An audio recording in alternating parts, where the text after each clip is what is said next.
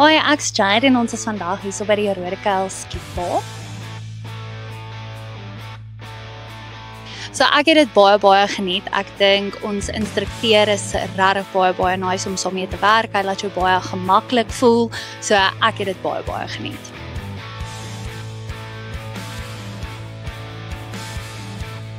Ek sal verseker dit aanbeveel vir alle vrouens wat enigstens belangstel in skiet of net bietjie meer te leer oor wapens, verseker.